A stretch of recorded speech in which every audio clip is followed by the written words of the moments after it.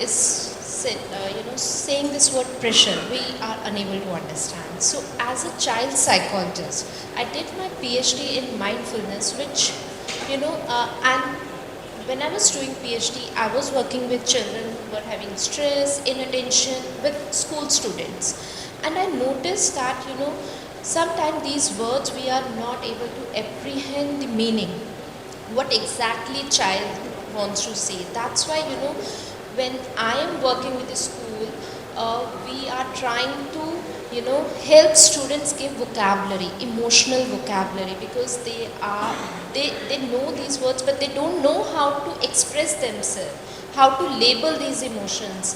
So that thing is missing. So that's where school leaders, school teachers, educators, we as a mental health professional need to come together to help our students to know. Talking about emotions and identifying emotions, I am reminded by a statistics from the ASR report 2019, which says that 40% of the students were unable to recognize emotions like happy, sad, angry and excited when they were given flashcards with pictures depicting those emotions. So very rightly, young students, if they can't even identify the emotions, the next step, the next stage is managing them. So which becomes very, very difficult. So my question to you, Ghanapriya, is that how do we first identify it? Because one of the challenges in the classroom is, in a class, especially in India, in a class like 35, 40, 45 and above, it becomes difficult to spot, to identify that yes, this child might be facing some kind of a problem. Mental health is indeed a significant concern now, and even though mental health and social emotional learning are not the same thing, I would like to mention something about the work that I do, which involves social emotional learning in children, and how social emotional learning can promote positive mental health and maybe prevent mental health risk in future.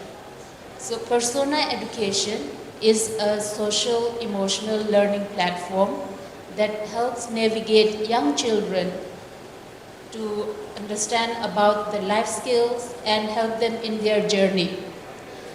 This program is offered to children in the age group 13 to 19 years old, basically teenagers, because we know that teenagers during this phase they go through a lot of emotional stress because of physical changes, biological changes, and then transition from into middle school, more academic pressure. So that is one of the areas where we are focused on. Now coming to your point about teachers, in personal life skills, teachers are not expected to be well-being expert or SEL expert, but we have the modules which are mostly self-directed, and there are certain modules that can be facilitated by the teachers, and every step of the way teacher guidance notes are given in the module. What makes persona different from other social emotional learning skills is that we use this unique personality insights program.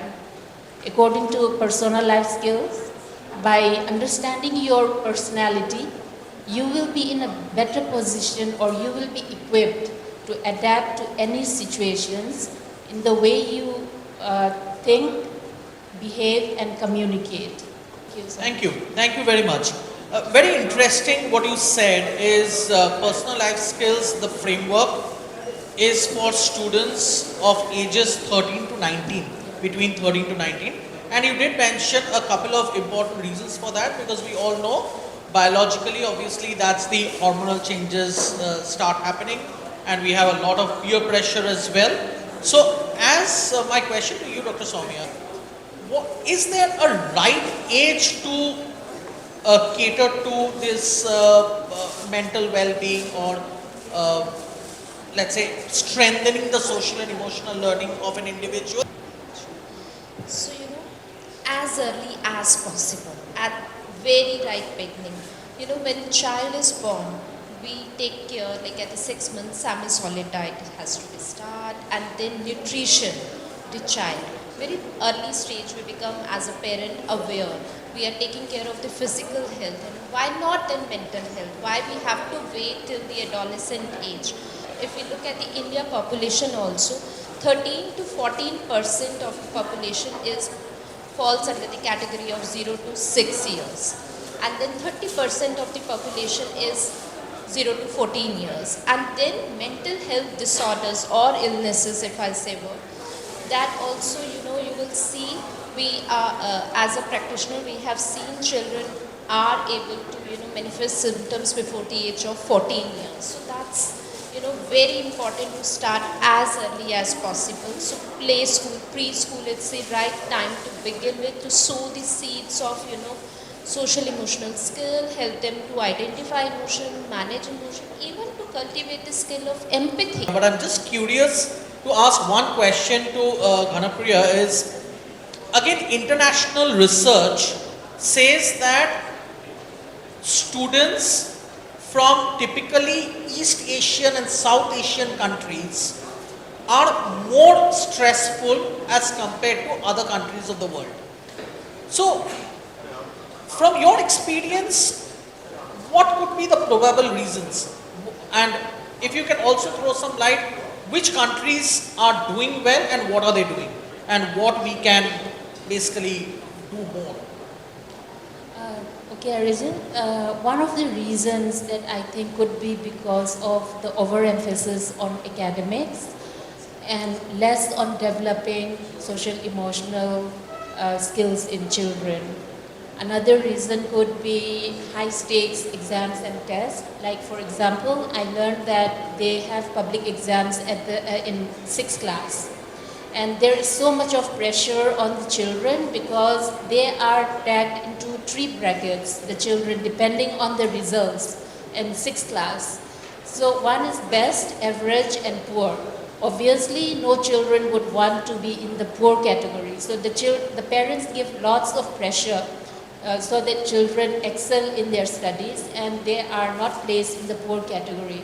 So that could be one of the reasons.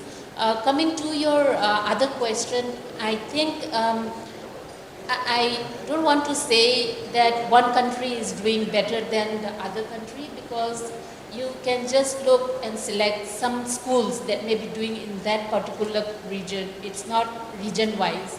For example, from the research, I learned that Australia and Qatar are doing quite well in these areas, SEL and well-being. And some schools, some new schools in Ukraine and Finland are also doing it. Finland probably because the children are given lots of freedom. They are given freedom of choice and they are given the choice to path their own learning, to chart their own learning path. So that could be some of the reasons, I feel, yeah. My question to you, Dr. Soamya, is 90% of the teachers said that development or strengthening of social and emotional construct of a child is not only the responsibility of the school, but equal responsibility of the parent as well as the community. My question to you is, what is your advice with regards to how do you measure impact? Is it a way to even measure impact as to what you are doing, what all intervention you are doing in the school or in the classroom? Thank you so much. So, when we are talking about the programs, bringing this change in the school, and we all agree here that something is required related to do with the social emotional learning. So, when we talk what exactly is required, so we have to integrate, social emotional learning, mindfulness, a mental fitness curriculum in the mainstream. It should not be like any other program or life skill or say moral education or something. It has to be part of the curriculum. That's very rightly. So we as team working with organization, working with many schools where we are helping school leaders in engaging mental fitness curriculum in the mainstream, basically. So how do you measure this? Is it through self-reflection responses or what else? So there are self-reflection questions, there's a focus group discussion which happen with the students, and also there are some qualitative and quantitative feedbacks which we get, and we do surveys, we visit schools and do survey from students and teachers to collect the data, how they are responding to the program and what are the changes they are noticing after practicing mindfulness, and when teachers are also facilitating mindfulness and what changes they are experiencing. So, many teachers, they have responded that their stress level has really gone down after practicing mindfulness. Thank you so much. In fact, what really gets emphasized over here is measure what you care the most and not only just care what you measure. Because I think we are only caring more on academics, which is easy to measure, but we are not measuring the most important things. My really thanks to Ghanapriya and Dr. Soamya. I think I enjoyed, I learned a lot from both of you in today's discussion. Thank you to all the wonderful audience members who shared their views as well, and the wonderful work you're doing in your schools as well. Thank you very much.